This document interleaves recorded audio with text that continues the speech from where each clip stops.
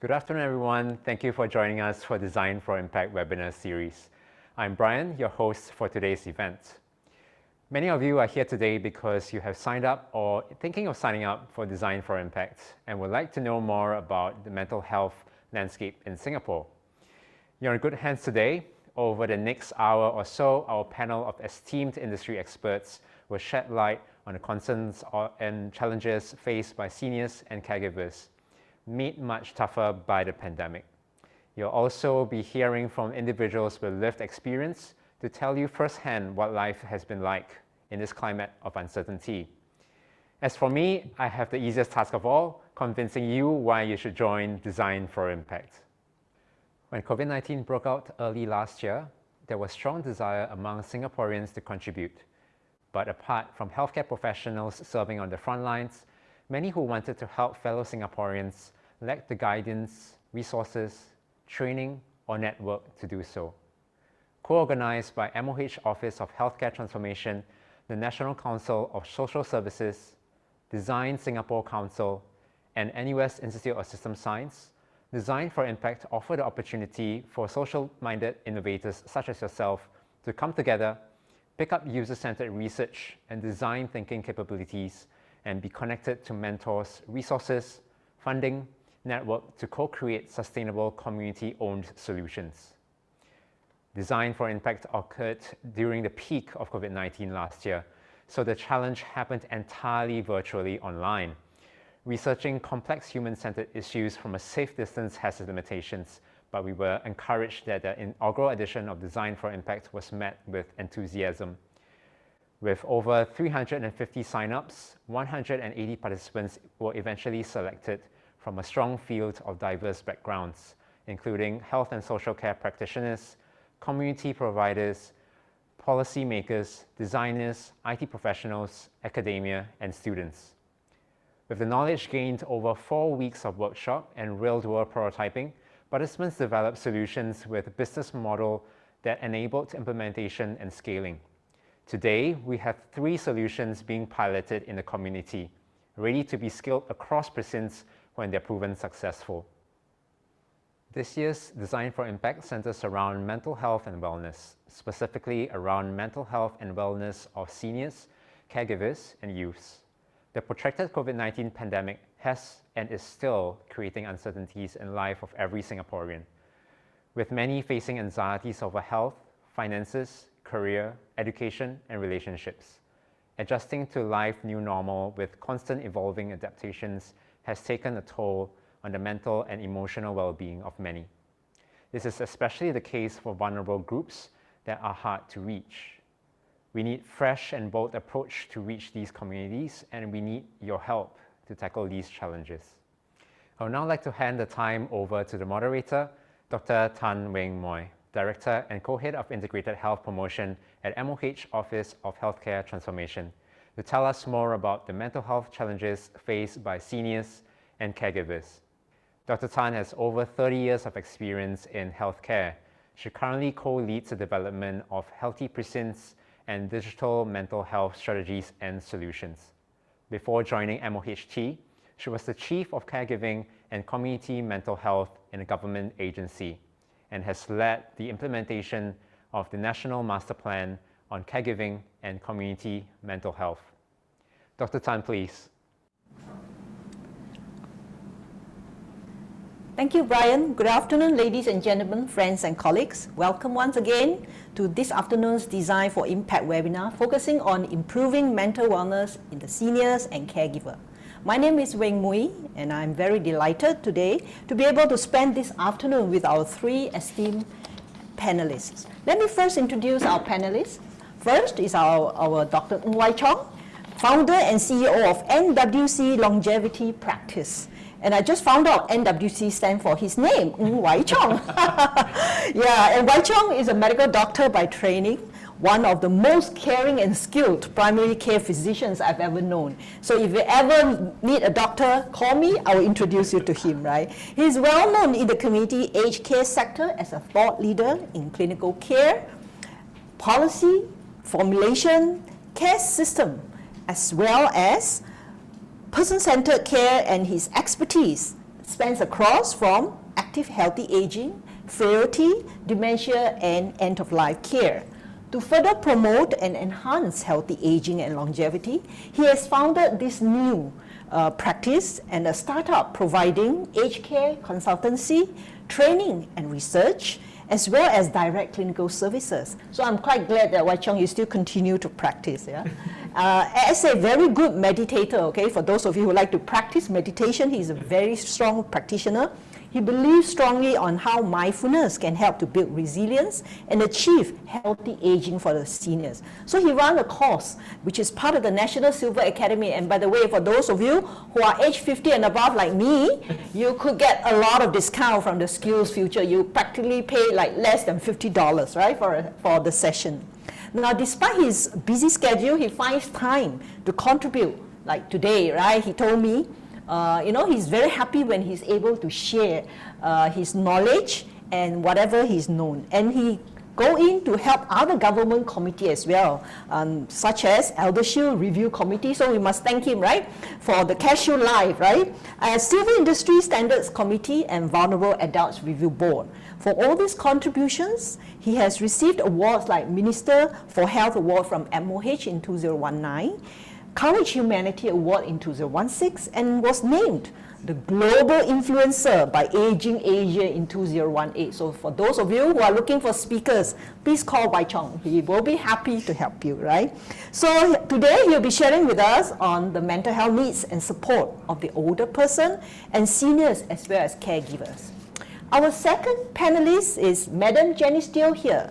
Madam Steele is what we call an active ager, a retiree, and a very active volunteer as well, thanks to Madam Steele. Despite that he's looking after her 5 grandchildren, right? She also finds time to continue to volunteer, helping both the social and healthcare sectors, seeing to the needs of the many seniors as well as youth. So today she'll be sharing with us her own experience on her mental health needs, well-being, as well as the challenges that faced by herself and many seniors today, especially during this pandemic. And in fact, to prepare for today, she took an extra effort to call up all her friends and do a poll amongst them so that she can share with you what the seniors feel about their mental health needs. And our third speaker is Ms. Yen Theng, Deputy Chief, Caregiving and Community Mental Health Division of AIC, Agency for Integrated Care. Yen Theng is a pharmacist by training. She leads in the building of the caregiving and community mental health sector and develops integrated mental health networks in the community. Yen Theng is a strong believer on empowering and enabling individuals, including persons with dementia and the caregiver. In fact, one of her key achievements is the implementation of dementia-friendly communities. And I still remember when we used to be colleagues, right? She'll come to me and say, hey, when we let's do dementia-friendly community. I'll laugh at her and say, this is really, this kind of idea, I don't think anybody will fund you. But today, right, lo and behold, she proved me wrong. Many parts of Singapore are, in fact, adopting, right, dementia-friendly communities. And she also led in the Dementia Nursing Home Design Resource Panel, which resulted in many of the dementia-friendly design in our nursing home today. So with all her contributions, she was awarded a National Day Award in 2020. So congratulations again, Yen Theng. And later, she will of course share with us about what is the mental health landscape and how the government and ASC is helping. Now, before we begin then, let us do a rain check, right, on everybody's mental well-being. May I know? Right? How has the pandemic affected your mental wellness? Now, those of you who would like to participate in this word cloud, please scan the QR code. It will give you a couple of minutes, right? So let us see how you're feeling. Are you feeling better? Or are you feeling down? Many media, social media has shown that many people's mental well-being are affected. Are you one of them? Or are you the type that are very resilient, are able to continue, right, to keep your mental well-being intact and be happy? So let us see what are the different, right, feelings from every one of our participants here.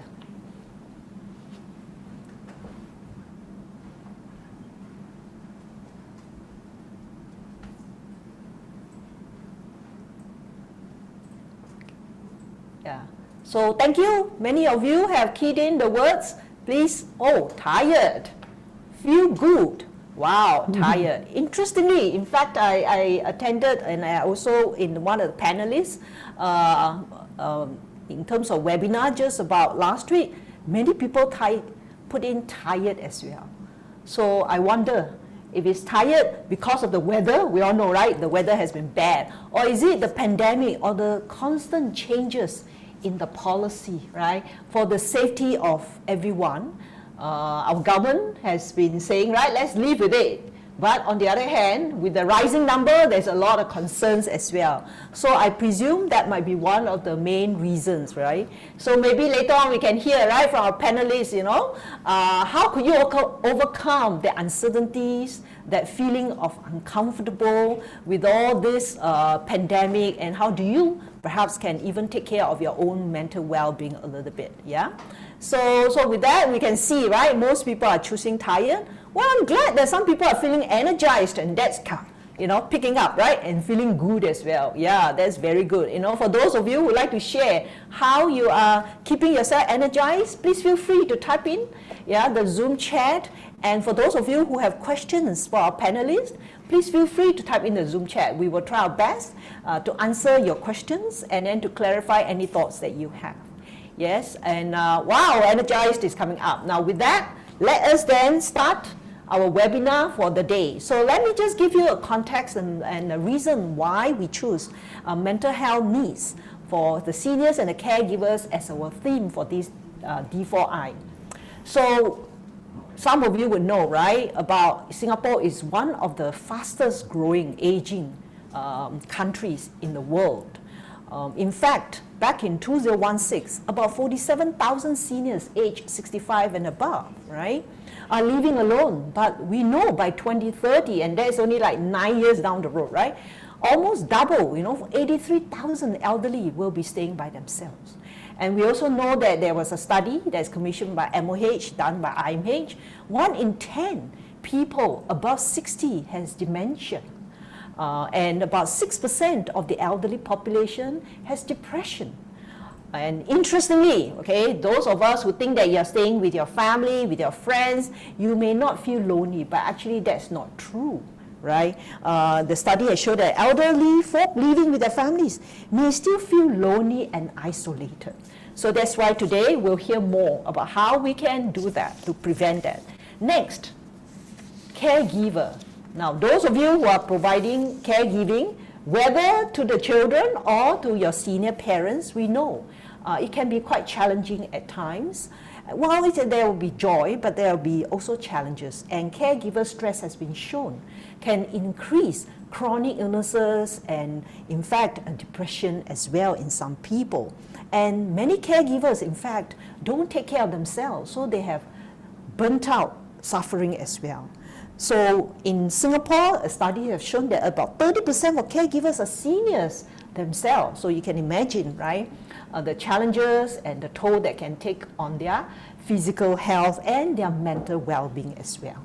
So now let us hear from Dr. Ng, with his experience, how all the seniors can maintain their mental well-being and their overall well-being. Dr. Ng, please.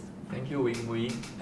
Thanks, everybody. I'm very happy to be here sharing with you some of the experience I've gained over the years as community aged care physicians. So today I'm sharing with you the needs of care partners in the community. So why I use the word care partners? So to me, seniors and caregivers, they are actually care partners because to care means to help another person grow. In the midst of caregiving, whether you are an informal caregiver or a former caregiver, we gained from giving care. So in that sense, the seniors are our care partners. So this is what I mean when I use these terms. Okay, so as a clinician, I learned from my clients over the years.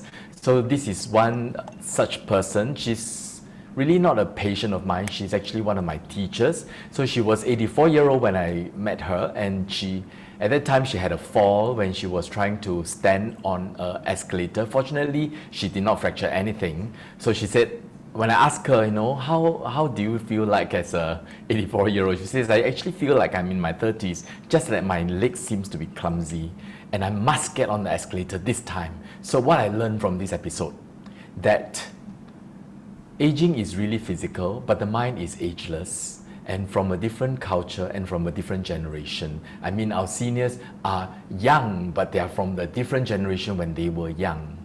And there were many frustrations, and they can be tiny and big ones, they all add up and give a sense of grief and insecurity as we grow older. Then this is a lady that I remember fondly who lived in Queenstown, and she was very insightful, and she asked this question to my nurse, do you know what it means to be lonely? And then my nurse was dumbfounded, and then she answered her own question. When you wake up in the morning and there's nothing for you to do.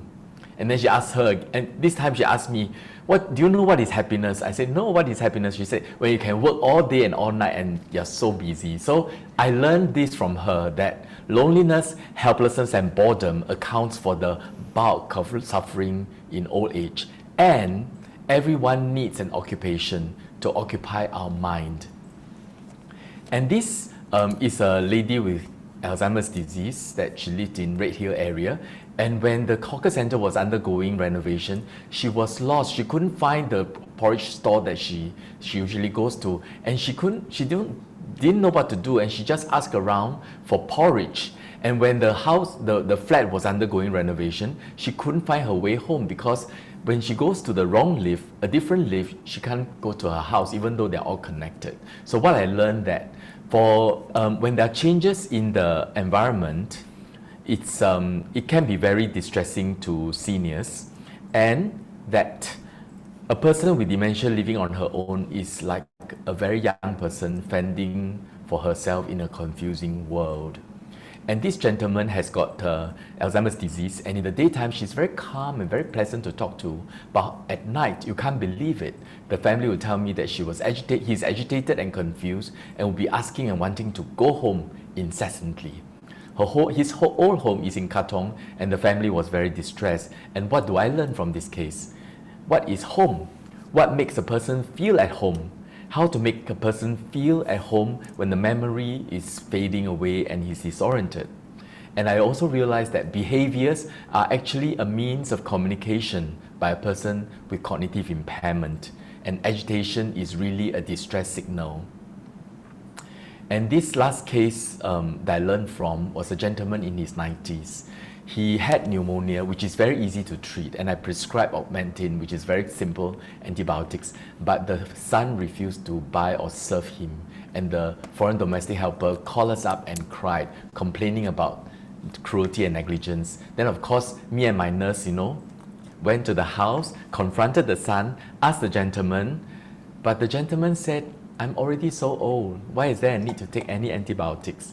So what I learned from this case was, in old age, survivorship is not always the priority. Meaning is everything. So the Maslow's hierarchy of needs, the priorities are different when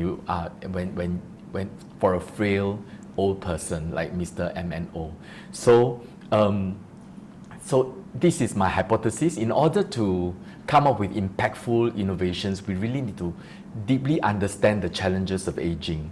So when there's biology of aging, there'll be a declining reserve. For a young person, a flu, you can still go around and do your things, but in an old person, if you suffer a flu, you may not be able to walk. So that's the idea of reserve. And with old age, sometimes you stop working. Sometimes it's not because you can't work, but sometimes because the employer do not want to hire you. And when you don't work, you don't have a source of income. And not just a source of income. So if when you stop working and you have lower reserve, there may be chronic diseases, you may have disability, and then there may be aches and pains, and together with loss of income, you may actually have shrinking social circles, and you may experience isolation, maybe loneliness, perhaps helplessness, perhaps some boredom. And then with that, you may have, perhaps you have strong held values and views, and maybe it starts to become incoherent. One example is frequently people say that you need to be useful, otherwise you really, everybody needs to be useful. And then when it comes to that stage that they're experiencing, that's when they start to feel that the sense of purposelessness, that they can't seem to be useful. And then when there are aches and pains, together with loneliness and helplessness and boredom and an incoherence of it all, they can actually experience this phenomenon that Dame Cicely Saunders coined the term called total pain, where simple painkillers may not just kill it off. So you need to really understand the full person thoroughly. And as a result of that, you may actually experience the seniors having extremes of care utilization, either consumeristic behavior or total inaction, total self-negligence, and then the caregivers can be very stressed. Now let's explore how we can help. So if I were to create a kind of a special recommendations for us to prepare for our old age, first of all, we need to always promote our health and prevent diseases. And of course, we need to do careful financial planning, and we need to stay socially connected. And we need to have a lifelong learning plan so that we can always update our views, update our values, stay connected with the current the state of innovations and the culture. And of course, resilience cannot be overstated, because no matter how well you prepare for old age, there'll come to a time that we start to develop frailty. And this we need to prepare across our life course, begin when we are young. The Healthy Aging Framework is the latest recommendation from WHO for policy development. So one of the interesting ideas is that health is really about functional ability to do the things of being. And where do we come from? I mean, where do we come in terms of design? Is actually in the environment. So it's the interaction between the intrinsic capacity, the health, the biopsychosocial health of a person with the environments that create that functional ability to overcome the thresholds and continue to keep a person actively aging, even if he were to be bedbound, even if he were to suffer from cognitive impairment, and so on. Okay, so let's explore the needs of caregivers. So I like to use the framework of biopsychosocial spiritual. And with this framework, if you can consider, as a person is providing caregiving, you can imagine the physical stress that this person may be going through. I mean, some of the caregiving activities can be risky, can break your own back, and they can be time consuming, and sometimes you may not have a rest. And you can also be emotionally draining. I mean, the lack of, sometimes you're not sure whether you're doing the right thing or saying the right thing, whether you're well trained, whether you understand the condition fully. Sometimes you may feel resentment if you're not fully committed, because a lot of time caregiving work is thrust upon you almost unexpectedly, unprepared, and you can be socially isolated, especially when you have to quit your work. Sometimes you're financially isolated as well, not gainfully employed, no savings, reduced social network, and sometimes you even worry about your own future. And worse if you find perhaps you're dealing with grief and loss issues of your own when your parent is developing dementia, or that they may be near the end of their lives. And sometimes you question about aging and mortality and so on. So all these add up into the challenges of caregiving. And there are, of course, this can be translated into the many needs of caregiving. But let's talk about solutions. How do we help caregiving? So to support caregivers, we need to, of course, have accessible primary health care for them. We need to have an integrated and coordinated community-based primary care and long-term care resources, which the next, the third panelist, Yen Theng, will share with us. And then we need sustainable long-term care financing. We need impactful training for caregiving. We need to raise awareness of caregiver, the recognition and the contribution they give to the family, the community, as well as the society. Because of caregivers, actually the society can still function in one piece.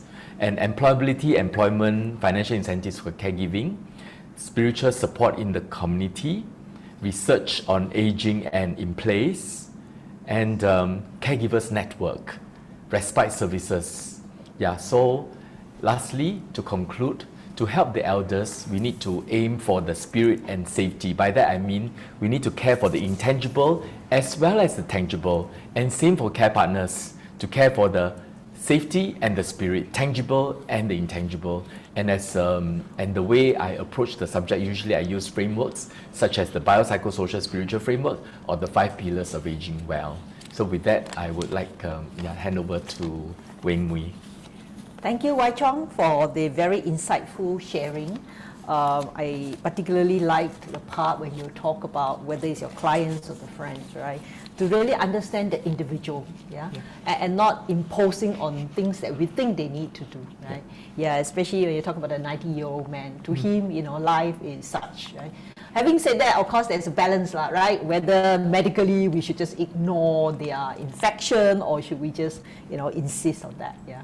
So, and I like the part about the caregiver, your biopsychosocial framework, and spiritual. I thought that is very important. A lot of times we all only think about medical care, social care, relationship. We forgot that the meaningfulness of life is very important, especially for the seniors.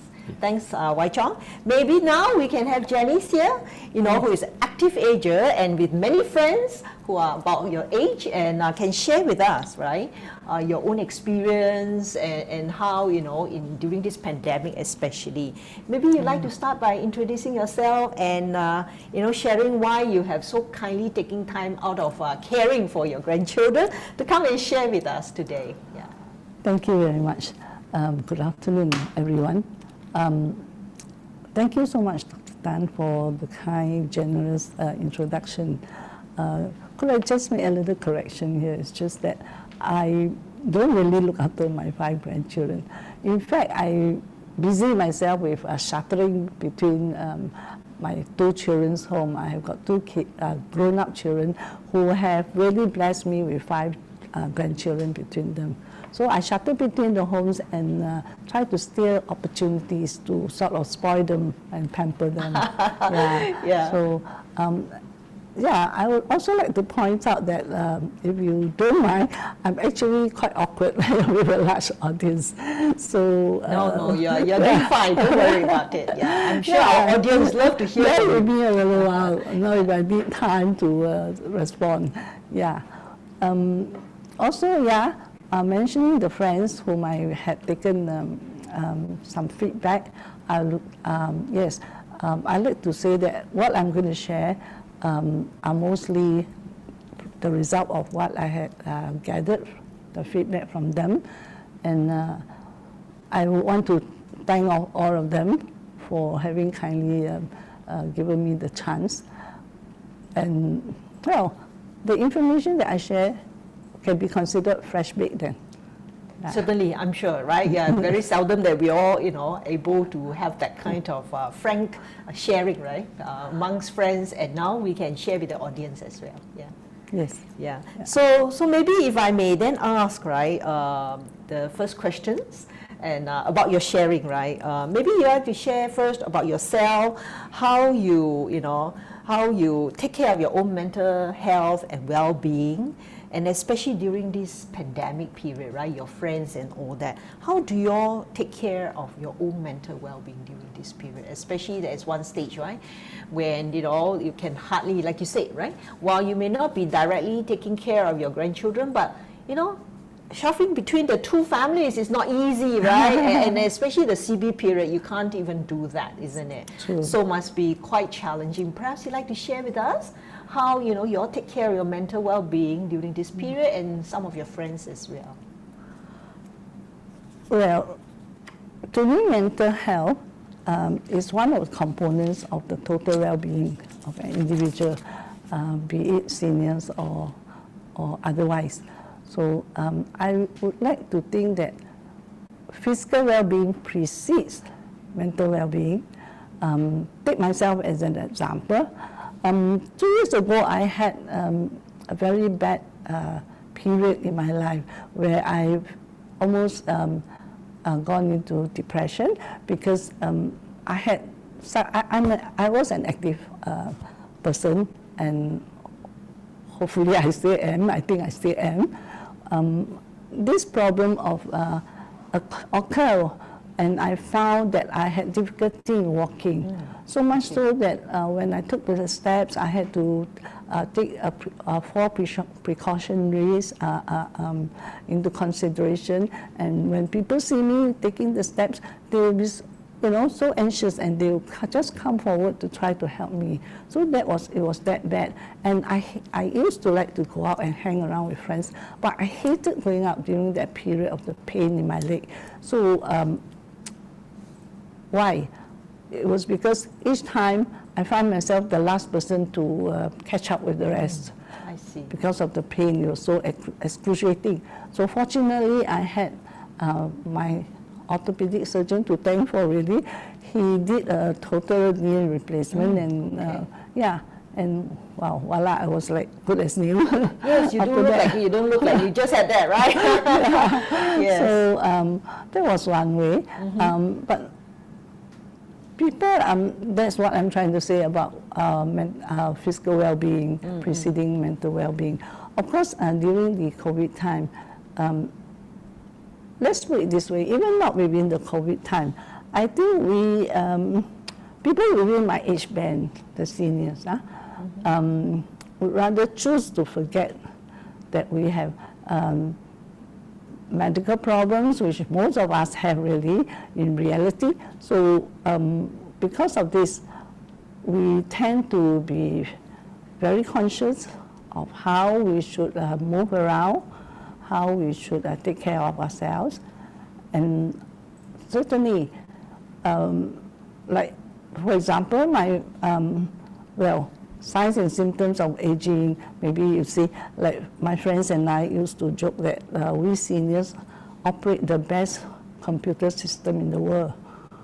Oh, I suppose. How is that so? I'm sure you can guess, and I'm sure everybody could have guessed that certainly because we auto-delete when the memory system I is like that. full.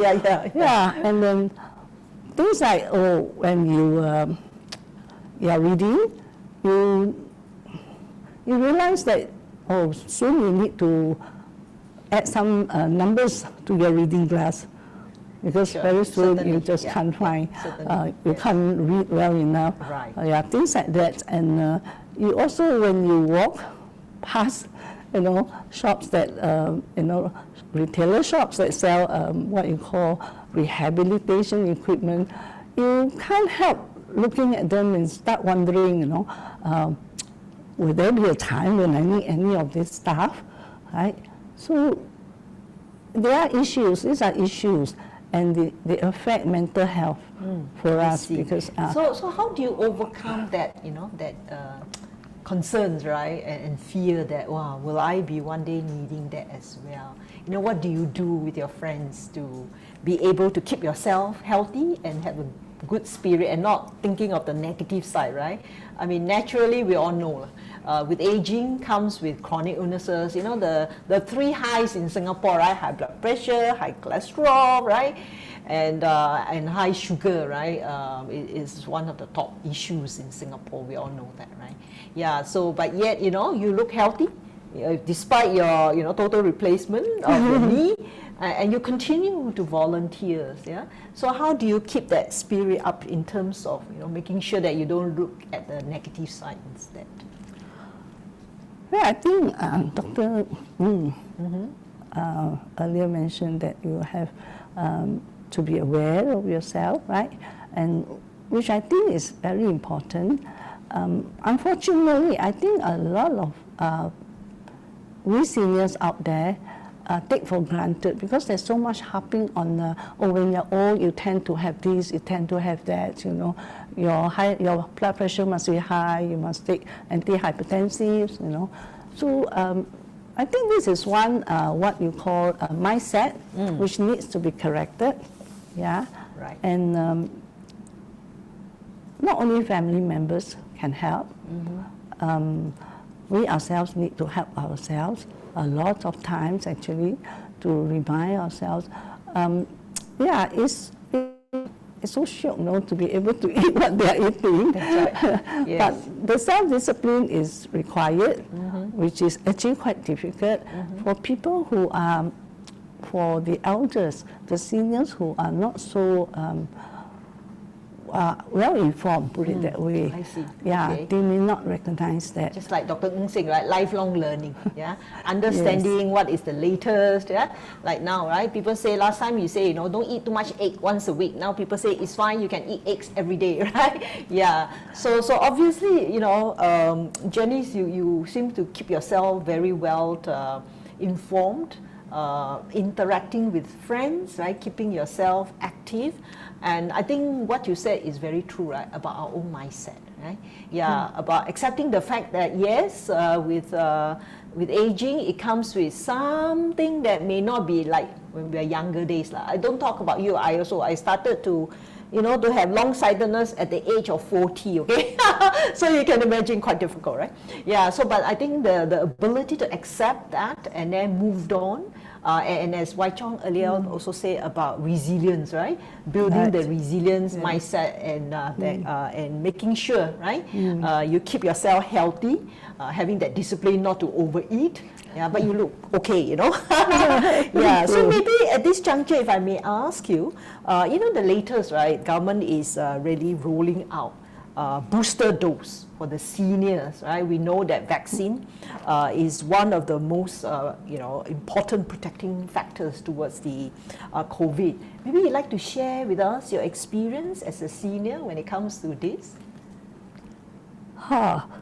Then may I just go back to the first and second doses? Yes. When it was, because I'm sure some of these sentiments would also be carried over for the booster dose. I believe it would be.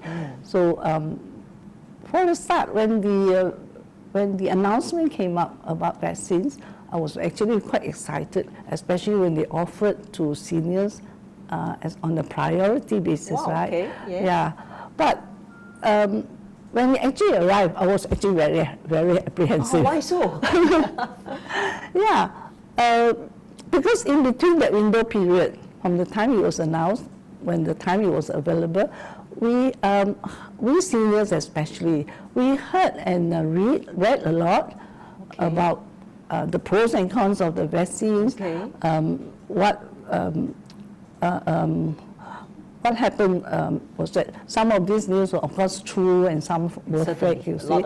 In fact, a friend shared with me, confided in me, one experiences of her relative where there was some sort of a conflict and a verbal war within the family because the old man refused to go for the jab. Oh, okay. Yeah. So reason, well, he questioned the family, his children, why do you need me to go for a jab? This is my body, I make my decisions, you see. What happens if really something bad happened to me after the jab, you see? So you have no answer for me? Then if that's the case, I die also don't want to go, especially this MOHT jab. Oh, it's this Ng Wai Chong, right? Okay. That's why whatever our minister can go and sell, right? So that was, I think at that time was only Pfizer or something just like Pfizer, that. Moderna, So they were, because of this, it's so revealing to us, right? But of course, at the end of it, a lot of us went, me included also, because basically we thought it's very important that the little ones in our family would not be affected, because of us getting the COVID. And another thing also, ironically, we just feel that, if I were to get COVID, will I ever come out alive from ICU? So, really, I mean, these are very real issues that make you feel sort of uncertain. So, maybe I don't know whether that answers the booster dose issue.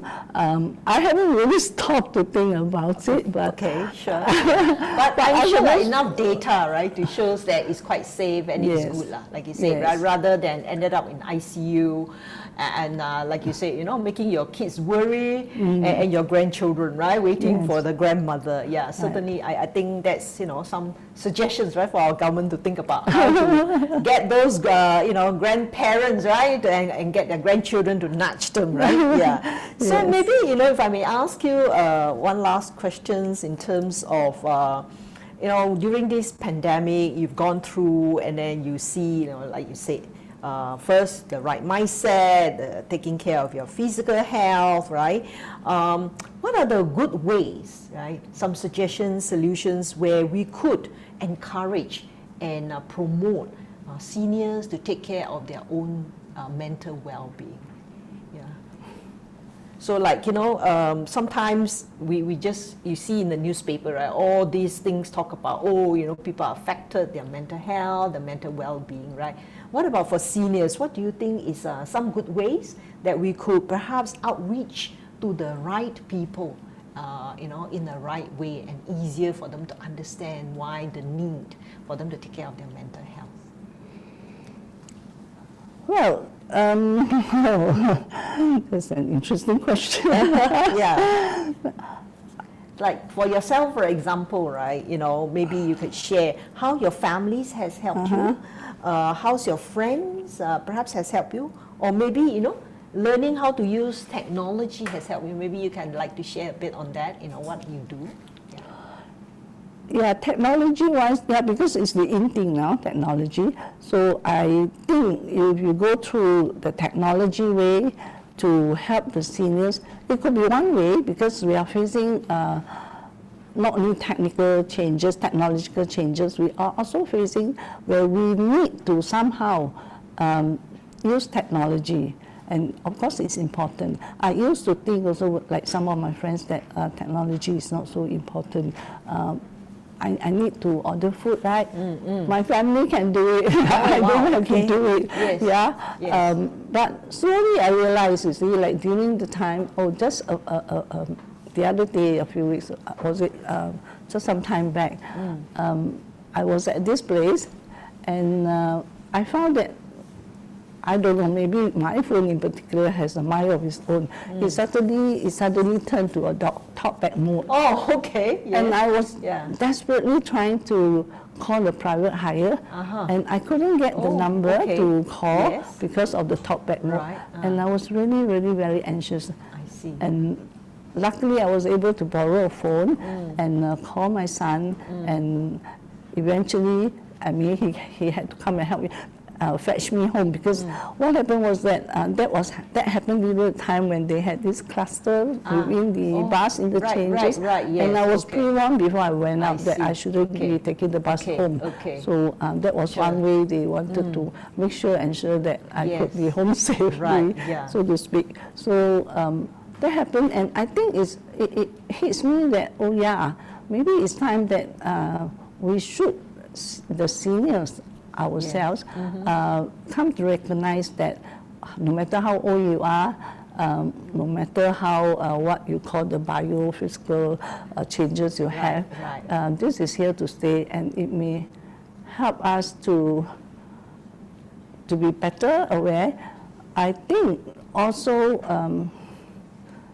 if I may say, let's put it this way, the older people like us, maybe I can say that we can group them into two categories: those who stay with their family and those who are alone. Right. Yeah. If they are alone, then maybe perhaps it's good to, I think they have people like caregivers, like befrienders or health buddies. Sure. And these people are the people who would really who really get the chance to interact with these old beneficiaries more often and more directly. So in that sense, they could help to identify the needs of the people. So what about starting a magazine? I heard you are quite keen in that, right? So you talk about technology, the need to learn, right? So that you won't left behind and like left in a lurch when you are, in a bus station and don't know, when your phone had problem, right? And also have good family support, caregivers, What about, starting a magazine? You talked about that. Would you like to maybe share a little bit before we, end your conversation? Yeah, I was actually about to go to that. Oh, okay, sorry about that. No, it's okay. So, starting a magazine. Yeah, I think many of the people in the audience might also might be familiar or have read her or For the men, Men Keep Fit, health magazines. For the parents, for those who want to know more about parenting skills. Right. So I was thinking, it just popped out that why isn't there a magazine? Why can't we do a magazine for seniors? And we take one step further where it's done by seniors. Yeah, like there are many seniors out there who are very talented. Right. Either through their profession or through their interests. And let's say if you're a photo enthusiast, come and help us. You see, do some photo editing, photo shoot. Okay, I like that idea. Yeah. Yeah, I mean, if you have a flair for writing, right. all this to showcase your skill as well. Absolutely, agreed. Yeah. And I think it's a good way to move forward to keep seniors active, right? Yeah, informed as well. I mean, you can feature house hacks, you can feature many things. Wow, even great. One-liner gossip or something like that. I like that. I mean, wow, that really sounds good. Okay, maybe later we can ask Dr. Ng to write a couple articles for you as well, right? and to our audience here, especially those who like to participate in the Design for Impact workshop, maybe these are some good ideas that y'all can partner Janice here, right? And set up a startup and then, do magazine. Then we can call it, any name for that? The Silver Magazine or something, right? Silver is gold or something. That's right. Yeah, that's great. Thanks, Janice. I mean, really thank you for sharing your insights, your ideas, and even about your own challenges. But I must say that, Janice, I used to tell people I only want to live up to 75 because when I used to do a lot of work in AIC, I talk about dementia, right? Once you hit above certain age, the risks go up. So, but looking at you, I don't mind to live longer. And I wish I'm healthy as you, right? So, wishing you all the best. And thank you very much once again for coming to join us this afternoon and for sharing, your insights and your friends' feedback as well. Thank you. Thank you so much. So now, may we have, Yen Theng, right, our third panelist, to share about the landscape and what government has done, right, especially in AIC for, the mental health needs and support for the seniors as well as the caregiver. Yen Theng, over to you, please.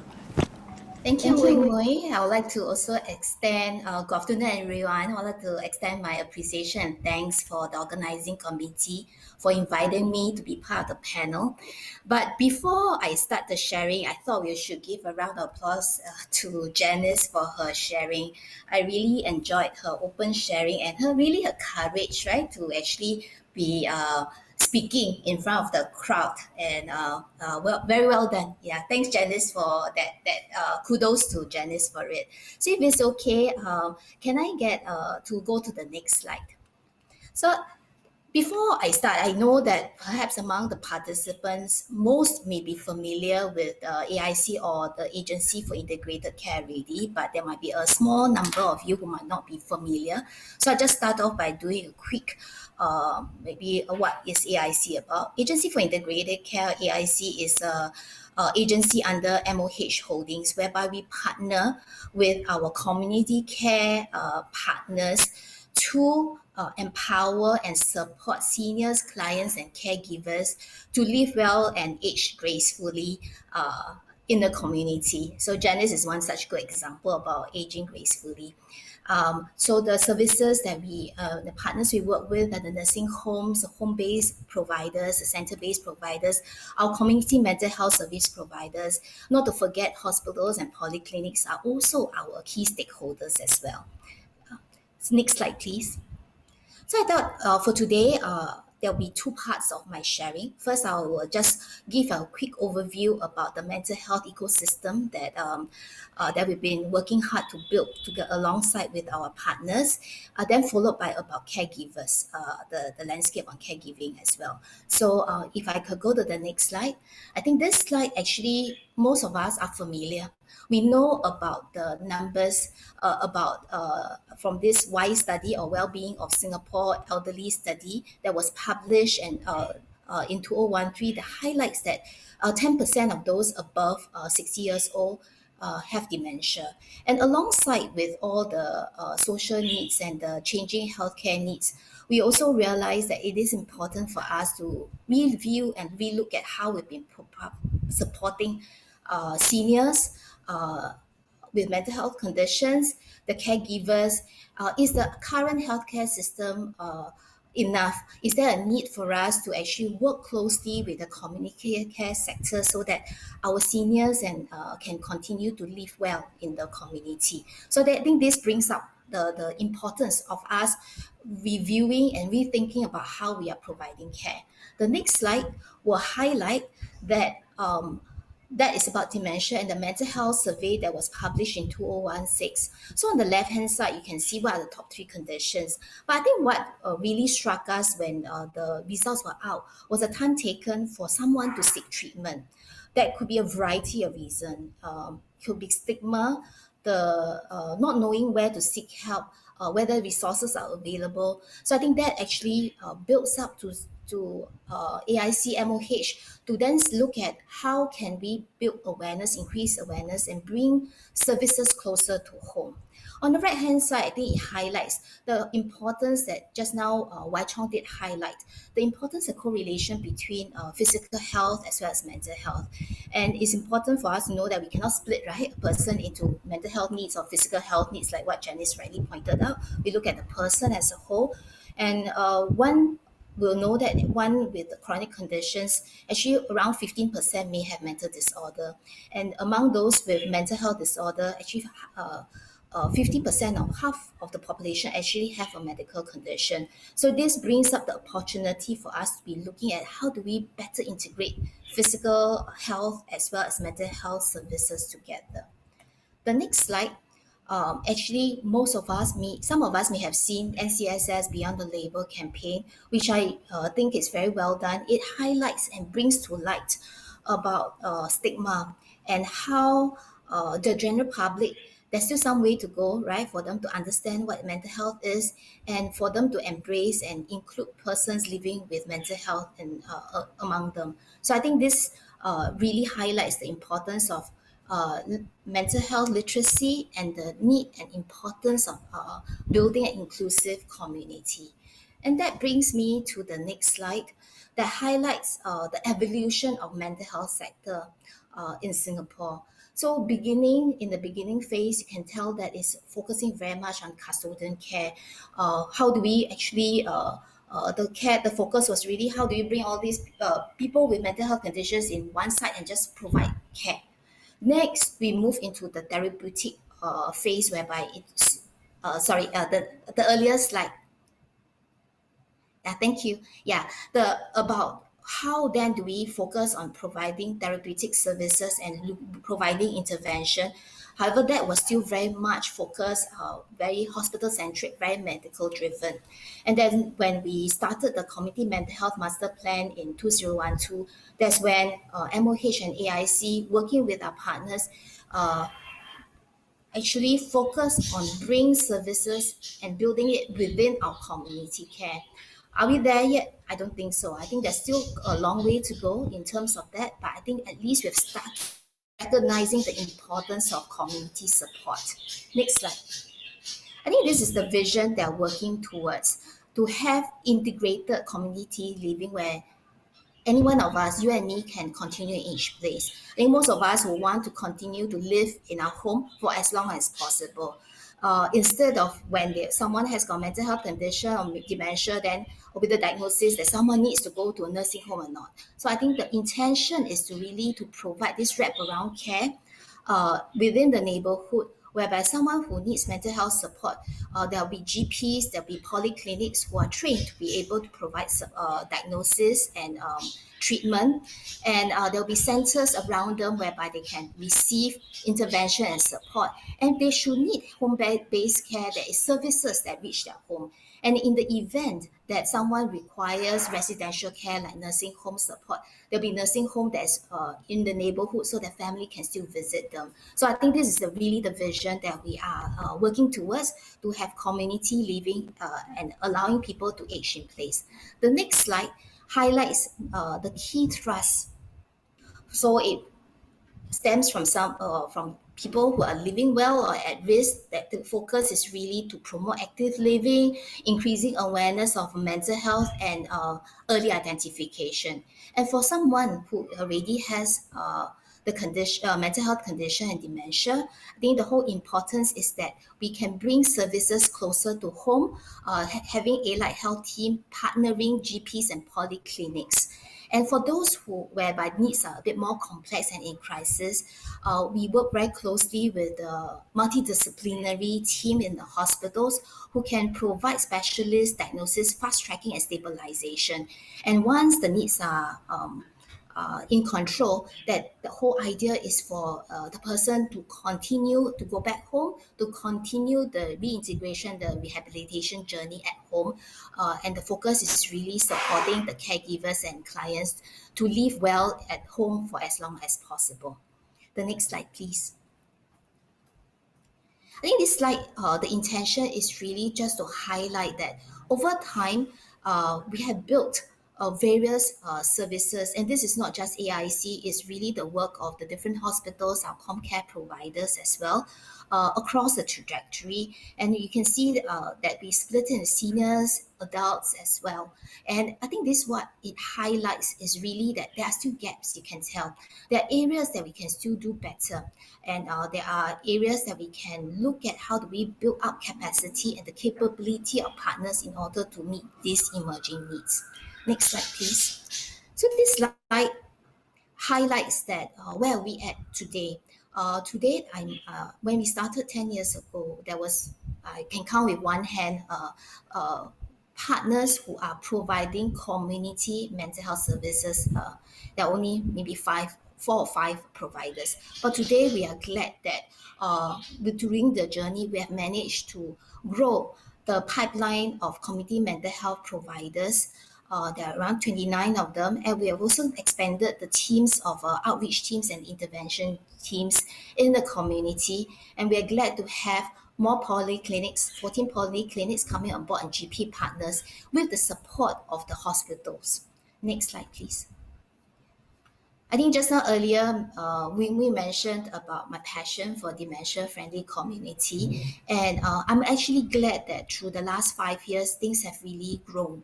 To date, we have 14 dementia-friendly communities, or DFCs in short. And through our partners and our key stakeholders, more than 100,000 people are actually have got dementia awareness through talks, events, and so on and so forth. And also we have built up go-to points, which are accessible points with the community or neighborhood. Should someone wanted to actually find out a bit more about dementia or caregiving resources, these are resources, accessible touch points that they can actually get help. And I'm also glad to say that we have developed the dementia-friendly apps. And this app actually can help if a next of kin have someone, a loved one who's missing, they can actually use the app to reach out to these 10,000 dementia friends who have downloaded the app to help to keep a lookout for the loved ones should the loved one be missing. I think that's very encouraging, and we are beginning to see how it actually pull together this whole concept of different partners, lay people, just general public coming to support and being able to contribute and help. We're also increasingly seeing more awareness and interest from corporate partners, from the building sector, from the transport operators as well. Yeah, so which are all very encouraging signs of awareness and someone and people wanting to step forward and wanting to contribute and help. The next slide. I think this one is just to highlight that there are resources that AIC has co-developed with our partners. If you could go to the next slide, in terms of building awareness and mental health literacy.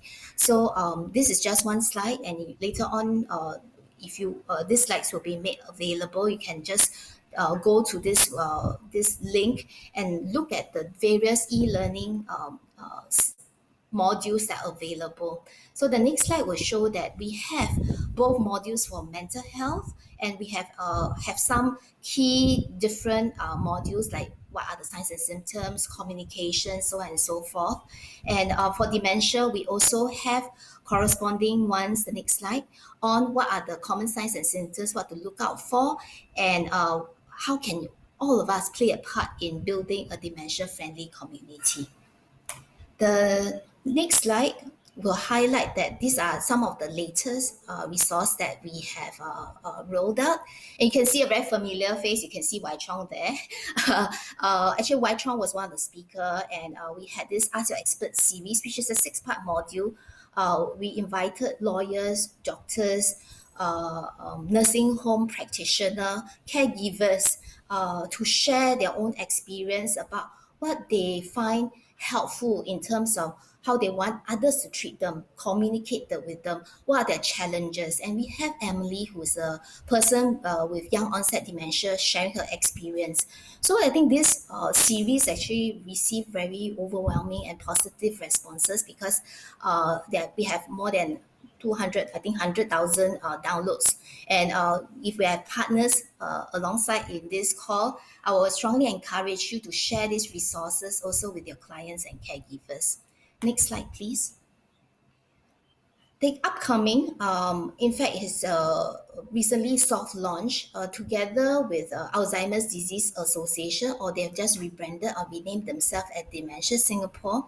We have just soft launched this Dementia Hub, which is meant to be like a one-stop portal that whether you're general public, caregivers, persons living with dementia, businesses, people who just want to find out a bit more about dementia, you can actually come to here to get all the updated information and resources.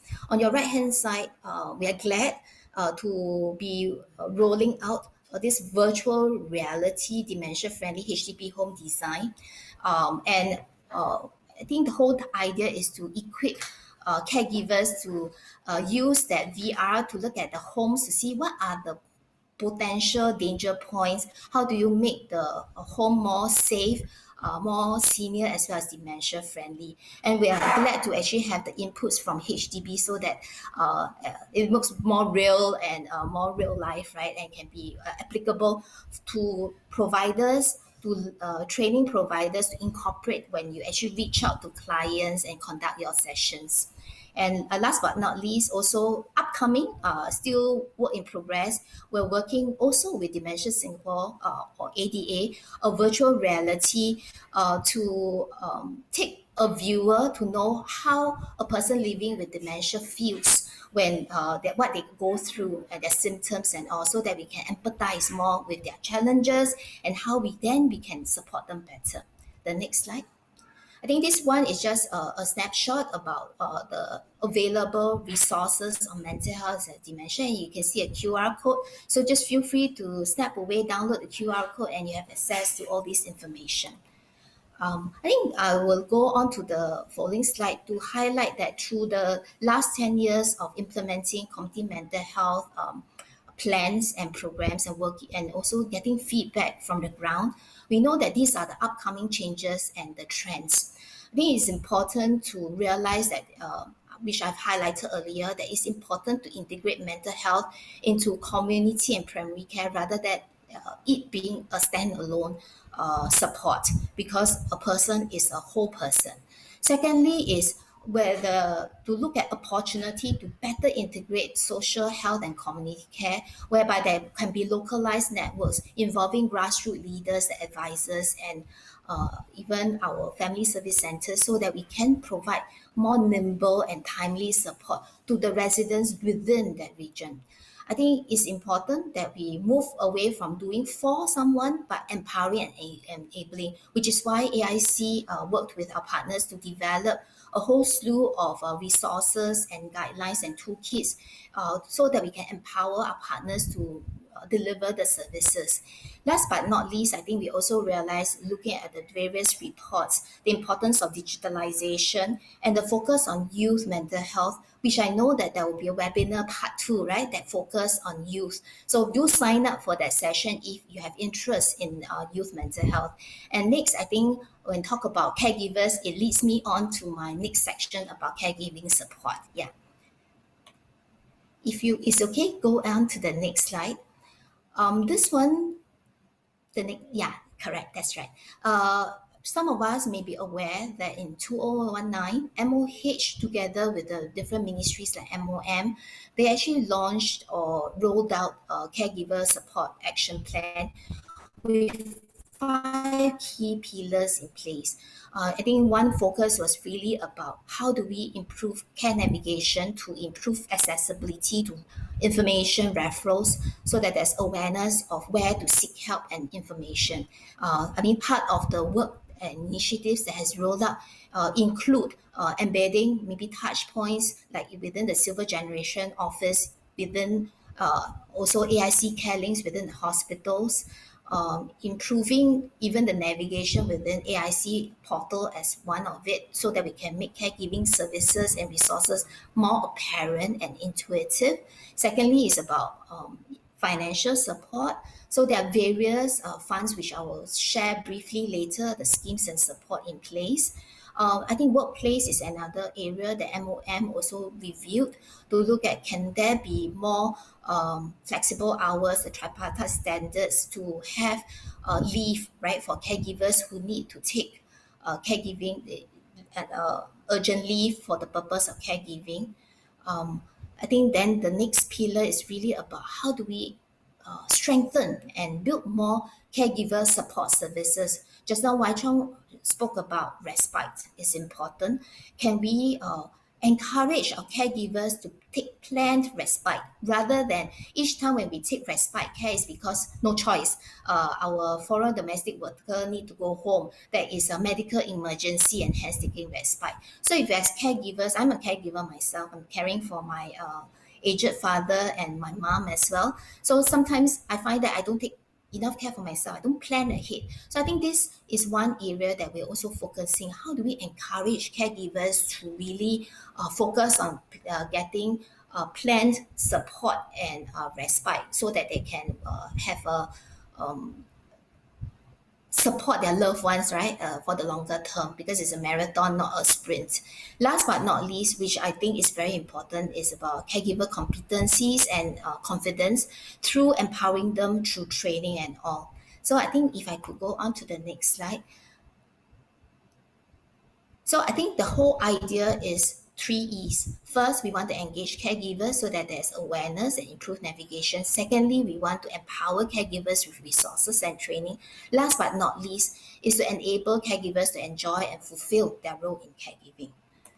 The next one is just one slide that I thought for some of us might be interested in is what are the financial schemes for caregivers. I mean, it's not limited to this, but these are the 3 schemes that AIC and MOH actually administer. One is about encouraging people to actually attend caregiving training, because we spoke about the importance of increasing competence. Secondly is about home caregiving grant, which is a cash payout for caregivers if they have, so that they can use it to partly defray the cost of caregiving. Last but not least is about senior mobility and enabling fund. Okay, so these are some details. So next, I think is about caregiver training and resources, which I highlighted some part. I spoke about briefly about the caregiver app already, and then I spoke about the using the VR as a technology enabler to make our home senior as well as elder friendly. I also wanted to share that also this lifestyle app, the digital platform that ADA or Dementia Singapore has, which has a lot of information as well, and it allows us to be connected with other fellow caregivers. And last but not least, I think it's important for us to be equipped and attend caregiver training. So the QR code actually, if you scan it, will give you the various caregiver training programs that are available. Next, I'll quickly move on to the next slide on self-care, the importance of self-care. And if we move to the next slide, actually, I've just provided a snapshot just to highlight what's out there currently. Night respite is the overnight respite option for caregivers who have loved ones with dementia and displaying sundowning behaviors. So we are working with 3 of our partners, but unfortunately, because of COVID, we had no choice but to suspend the service, but we're working towards to restarting one of the service at Vanguard Woodlands from October onwards. So we hope to bring back this service for those who needs it. Go Respite is really about, just now earlier I mentioned, it's really about getting caregivers to sign up early to, like, for us, like Singaporeans, we like the CHOP services, right? To actually kickstart the whole process of planning for respite with service providers of their choice, so that when they need to activate, the administrative process can be faster. The next one is about post-diagnostic support. Is again for people who are newly diagnosed with dementia and caregivers, so that they can be provided linked up with a healthcare worker to provide them with information and care plans. And the importance of caregiver support networks is understated also, whereby caregivers can gather together and go out, have fun, learn about self-care, and I think most importantly is to just provide that kind of peer support for each other. Next slide, please. I think I will just breeze through really very quickly about during this exceptional time, during COVID, what are the things that has been done by AIC working with our partners to support, the next slide, seniors, caregivers and partners during the COVID period. I think it's important to continue the services for seniors and caregivers to ensure that essential services and support still remains, right? And the sector, which is a lot of you who are out there, which is doing challenging work during challenging times, that we continue to support our partners during this period. Next slide just highlights maybe some of the key things that has happened during COVID for seniors and caregivers, which I will not go through point by point, but it's just to highlight that essential service and making sure that seniors who are vulnerable are linked up with services and they have an avenue to call, right? And the last mile services continues and remains. And our partners actually and our SGO colleagues continue to engage the seniors through tele-engagement to check in to make sure that they're well. Next slide, I think it's just to highlight that what are the support for the sector and community during the COVID period, including accommodation support and also providing the various equipments that keep them safe, right? So I will not go into a lot of details because I'm mindful of time. I think last but not least, I think this whole period actually highlights that the importance of us being better prepared for our future. I think it's important for the general public to be aware of what are the available resources and support, being able to stay connected through technology, and last but not least, to focus on self-care as well. With that, I end my presentation. I apologize I've taken more time than I should. Thank you. Okay, thank you, Yen Theng, for the very comprehensive sharing on all the various resources and as well as support that AIC and government has put in place. I mean, certainly there will be gaps, right? We all know. And this is why today we are all here.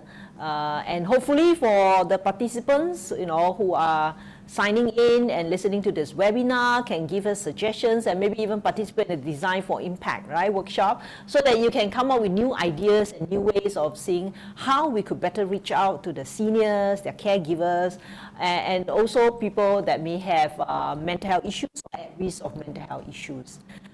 Let's start by perhaps the questions. We have another perhaps 15 minutes. Maybe we'll start with the first questions to Wai Chong, right? So there's a question on, should palliative care philosophy of total care be taught to all involved in elder care rather than as a specialty? Yeah, thanks for the question. I totally agree with the philosophy of palliative care, which is really about taking care of a person, biopsychosocial in all dimensions, especially when they suffer from a serious illness. But it is not easy to pull it off. I mean, it requires a team-based approach.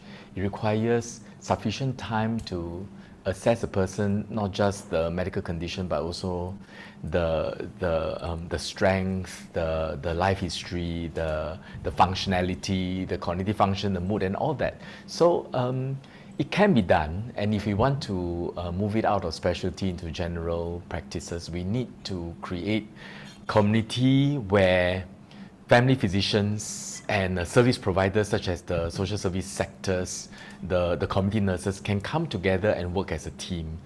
And time is required for that, and time is actually resources. So we need to somehow create platforms where we can work together. Then all seniors, especially those who are frail, can receive good holistic care even as they are near towards the last stages of their lives. So I think it's an important thing that we need to do, but it's not easy to do, and I think we can do it.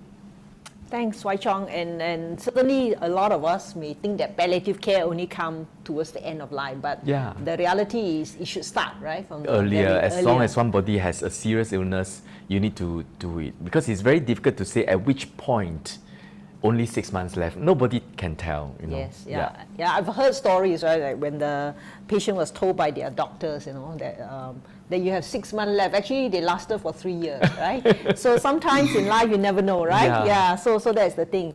Then perhaps we could go on to the second questions. There are many of you who are asking about, how can we reach out to the seniors more effectively? In fact, there's a question talking about many of the families members thinking that, the community are able to reach out to their loved ones, right? Their senior family members a lot better, and they may not even think that they need to do a lot of things. So there's another questions asking that in terms of fairly related about, how do we encourage the young people, especially those that are working adults, the youth, right, to also care for their their seniors, grandparents, because we know, right, in Asia, we still hold a very strong filial piety in terms of our value, right? So maybe Yen Theng can share about what's your thoughts and what is AIC trying to do for that, and then maybe Wai Chong can add on to, from you working with many of the clients who may be senior, what would they want, right, from their family members? So Yen Thanks, Theng. Ms. Wei. Yeah, in fact, if I could share, recently we did a simple survey just to survey some of the caregivers and find out their views. A lot of them actually don't see themselves as caregivers because they will see themselves as a caregiver if I'm the person, the primary caregiver, taking care from like head to toe of the person, then I'm a caregiver. If I'm part of the family household, I am supporting, but I'm not a caregiver, which I thought was very aligned to what we have gathered so far over time, that we see that there is joint responsibility. A family needs to come as a unit, right, to support their loved ones and not leave a single person to take care. And to be honest, we don't think that we have found the solution, but we realize that this portion about involving the family and reaching out to working caregivers is important, which is why we have started to develop more e-learning and resources so that when they are busy, they don't find that just because I'm busy, I don't have to attend such courses. Can I then switch to the e-learning modules or the blended learning modules so that I can still be equipped and I can have the common lingo with the other family members who are caring for their loved ones, right? To have a consistent approach, right? So this is one thing that we have realized, and I thought that it's important to start early, just like just now what Wai Chong mentioned about palliative care, that if we could be familiar with community resources earlier on, that would be helpful so that we don't panic, right, when needs arise. So so that's my short sharing. Over to Thanks. you. Yeah, maybe Wai Chong, you'd like to share from your own experience working with seniors? How the young people to connect with. Right, yeah. How can we encourage the young people to better care and connect and not just relying on the community, right? Yes. So I think we need to start in the schools, and actually we need to raise awareness about aging. Aging is as urgent as climate change. I mean, the whole world is aging very fast. And we have evidence to show it that actually global aging is really, just like climate change, is a phenomenon that all of us need to grapple with. So we need to raise awareness among the youth and in schools and also in the community. But to really bring it home, I feel for many seniors, actually they go to polyclinic regularly, they got their family physicians. We need to raise awareness among the family physicians that as the person grow older and more frail, the family caregiving becomes really important.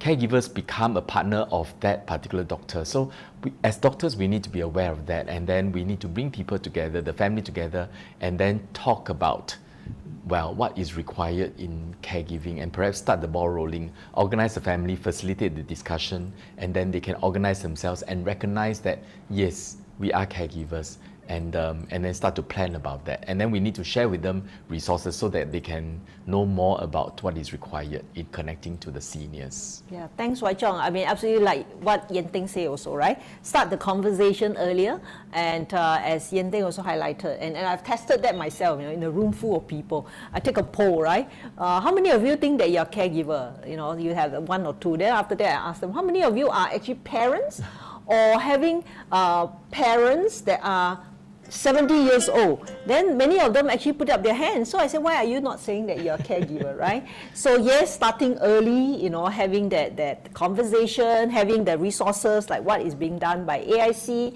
having that knowledge is very important. In fact, related to that, interestingly, right, and then you talk about DFC, right, dementia-friendly communities. So there's a questions and asking about how neighbors and shopkeepers can help to support these seniors in the neighborhood.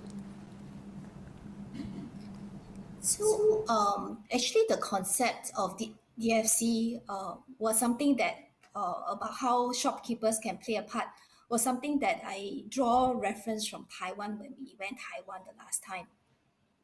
So there was a very nice video that showed how a senior actually went to the provision shop, right, to keep buying. Every day go there and buy 酱油, you know. Yeah. But the thing is that the shopkeeper actually worked with the caregivers to they will return the soy sauce that's being bought right back to the shopkeepers, and the senior with dementia didn't feel that they were outcasted. They were still embraced and welcomed in the shop. So that was a very good example of how I felt that the shopkeepers can play a part. So as part and parcel of the dementia-friendly community framework, one of the key stakeholders we've identified is the local businesses, the shopkeepers within the neighborhood and the community. And at these DFCs, we actually provide and encourage through the grassroots leaders to get neighbors, grassroots leaders, local businesses to also attend the short session on what is dementia awareness and how they can play a part. Maybe I just have 1 minute to share an incident in Nee Soon South. There was a lady who was wandering and lost, but she was actually, once the family noticed that she was missing, they were able to quickly activate the shopkeepers, the businesses, because they grew up there, right? They are familiar with this old lady. Then they were able to activate and identify if the person was just here, and they were able to find this person within a short span of 30 minutes. I think that highlights the whole kampong spirit and how community can really band together if there could be inclusiveness. But before that, I think it's important to increase awareness through education as a start first, rather than them not knowing what to expect and then become fearful. So I think the part about me wanting, a person wanting to step forward will come after having awareness through education. Thanks, Yen Theng. Yeah, like you said, right? Really, the notion of having all these shopkeepers, local businesses, actually are aware, right? Are aware of the signs and symptoms of dementia, and when they come across someone, right, then they wouldn't then say, oh, you know, you didn't pay money, and then bring in police. I recall previously there was one case at Bedok as well, right? The police will call up AIC and say, hey, you know, I have this old lady, right, who always come to my shop and all these things. So in the end, we get them connect with the son, and that really helps, right? So that is great. I mean, this whole notion and idea of a DFC. Now, maybe if I may just turn to Wai Chong again, there is another question about how do you encourage palliative care in the frail seniors? I think it will be very interesting. Yes, so actually, in fact, we are working on bringing palliative care upstream and helping more of us to receive earlier palliative care. But I really have to involve our primary care sector, you know, all our GPs in the communities, and also our social service agencies. How can we work together? There's a lot of things that we need to tie up and also to discuss. So I think the awareness is high. Everybody knows that frailty in the community is an issue that is growing. So well, perhaps you should watch this space. Yeah, that's all I can say. But really, we need to have a concerted effort. A lot of people need to come together to make this work. Yeah. Certainly, I agree with you, right? This is something new, right? Frailty. I mean, I was told, like, by my geriatrician friend, when we, every day you must eat a palm size, of protein, and we all know sometimes we don't do that, right? We think we have eaten, but actually we eat ice cream or all the junk food instead. And that's where frailty will set in without us realizing, right?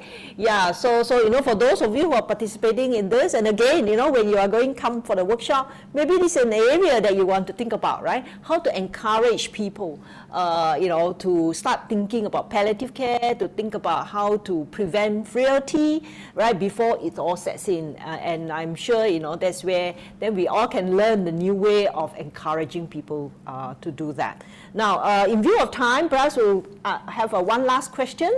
There's a very interesting question asking about, right, having employment, and as earlier on Jenny shared, about having the meaningful, right, being able to have the meaning. And I think Wai Chong also shared about that, having the purpose in life is very important. And for, with all this population aging, there are many seniors who are still very active and able to work, right? And especially now when we are very short of supply, of manpower. Perhaps we could see how we can encourage people to stay on with the job and find the work meaningful. But we also know there's still a little bit of stigma and a little bit of concern. And so, what are the things that government is doing, in terms of improve the silver employment landscape, and then maybe Yen Theng can take that about I heard about this micro jobs or whatever thing and then maybe Wai Chong can add on your own experience. Do you think the senior will want to work they so-called productive or is it more of a meaningful engagement? Yen Theng, please. So indeed, there is a refresh of the whole active aging master plan, right? And one part of it is really about meaningful engagement, and employment was one part of it, about having micro jobs, having flexible arrangements to facilitate our seniors to still find employment. I think this is still an area, in my opinion, still rather nascent in nature.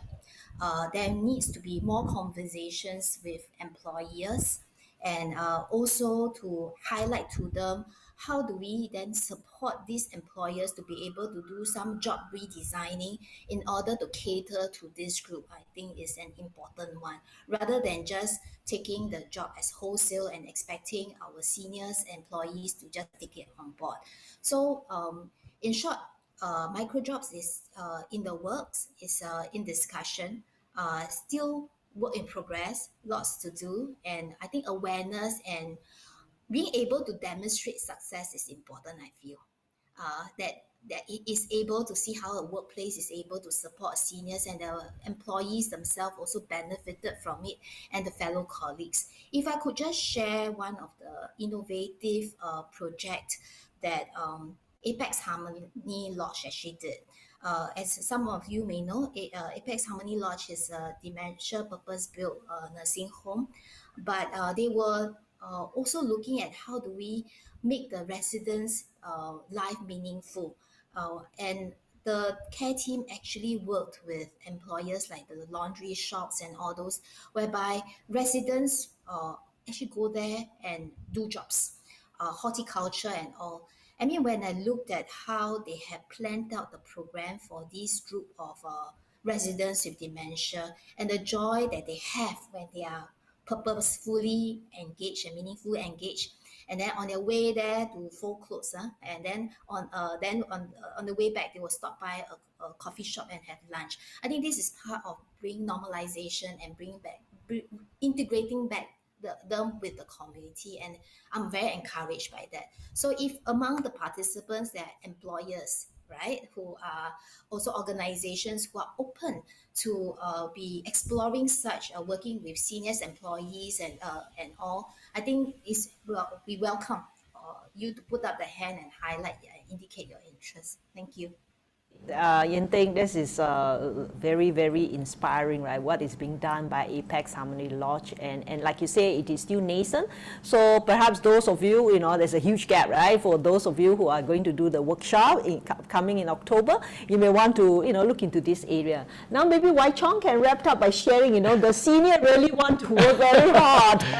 Yes, 2 points to make. Okay, about employment, there are 2 dimensions to it. One is about creating value, doing things of meaning. Another one is some kind of income generation for oneself. So creating meaning, creating value, I think everybody needs this. I mentioned earlier, everybody needs to have an occupation.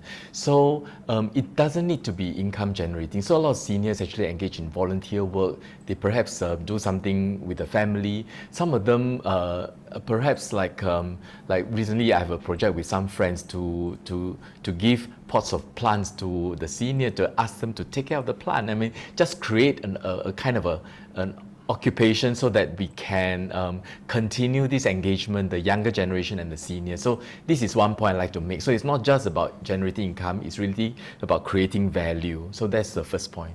Then about generating income, I think the issue is actually quite complex. It's related to the structure of the economy, the job market, and innovations and technology. Actually, even younger people may not be able to find employment if they are not up to date with their training and education. So what more for seniors? And gig economy may be here to stay. So I'm just wondering, perhaps innovations and other ways can be sort of created to engage the seniors, perhaps in sharing their meals, sharing their cooked food, sharing their craft, and perhaps become influencers. But they need someone to sort of guide them to make use of the current technology and media. There are a lot of barriers by the seniors to use these platforms to engage and to generate income. So perhaps you can think of something like that. I mean, to hire them in the formal economy, it's actually not easy, not just for seniors. For younger people, I think there's a lot of things that we need to think about. So I think these are the things I like to just throw it open about creating value and about generating income, about employment. Thanks, Wai Chong. I really truly agree with that, right? Especially this notion about intergen, having the young one pairing with the seniors who has a lot of experience. Yeah. Those of you who have not seen the show, right? Netflix has this Intern, by Robert De Niro. It's a very interesting show. Oh, very good show. Yeah, sharing, how a senior was re-employed and he was working with the young one, right? Initially, all the young one don't like him because he doesn't know how to do the computers and things like that. But when the young one has emotional needs, he step up and help them, right? Yes. Like Janice earlier on mentioned, she is happy to, collaborate with any young one, perhaps, in terms of starting. Of course, she'll do it with the seniors, but if the young one can help in the technology side, I'm sure she's open to that, right? Yeah. So with that, I would like to thank all of you for taking this afternoon off to join us in this webinar. And of course, I'd like to thank very much our 3 esteemed speakers, Wai Chong, Yen Theng, as well as Janice, right? Who has taken their time and sharing with us their experiences and giving us tips on how to care for yourself as a senior, for the loved ones if you're the caregiver, and as well as for those of you who need to know the resources. That's where you can go into AIC, and I'm sure Yen Theng, we can perhaps send out more link, right? And I understand that many of your resources are not just in English, perhaps some of them are in Mandarin and Malay as well, right? Yeah. With that, I'd like to thank all of you again, and as Yen Theng said, right, next Thursday there's one session, our webinar 2, on the youth and the mental well-being. Thank you very much and have a good evening. Thank you. Thank you all for a very engaging session. I hope that all of you now have a better understanding of Singapore's mental health landscape for seniors and caregivers. Design4Impact program will take place from 7 October to 26 of November. Each team will be supported by a design facilitator, and through the plenary and team sessions, the teams will learn to apply design thinking to create impact for the community. Some effort will be required outside of the program engagement to conduct research and improve upon your solutions. 9 teams will be selected for the pitch at the Design4Impact pitch event on 3rd of December, where the top 3 winning teams will each receive a funding of $12,000 to implement the solutions in the community. We learned from last year's challenge that a winning solution need not be large-scale, system-level, high-tech, highly sophisticated digital platforms, but rather small, reliable, simple to understand and easy to implement solutions suitable for our target audience, who includes the elderly. For Design4Impact this year, we will leverage upon existing networks and relationships within Boon Lay, but we are also equally open to piloting viable solutions outside of Boon Lay. Excitingly, Design4Impact is supported by AIC, HPB, and divisions within MOHT this year, which means that there is every opportunity for your ideas to impact practice and policies and be piloted within sites that are championed by these agencies. Joining the Design4Impact family has its advantages. Last year, Design4Impact alumni is now part of a growing ecosystem where like-minded innovators come together, offer peer support and community building to be connected to resources and networks that could bring these ideas to fruition. Thank you for joining us today. I sincerely hope that you will join us on this journey to create meaningful solutions for the community. Please scan the QR code on your left to register and find out more about Design4Impact, and scan the QR code on the right to leave us a feedback for this webinar. Interested to find out more about youth mental health challenges? Join us for tomorrow's Design4Impact webinar series at 5 to 6:30 p.m. If you have any questions on Design4Impact, feel free to email us at design4impact@gmail.com. We will get back to you as soon as we can. I hope to see you all at Design4Impact Kickoff in 2 weeks' time. See ya!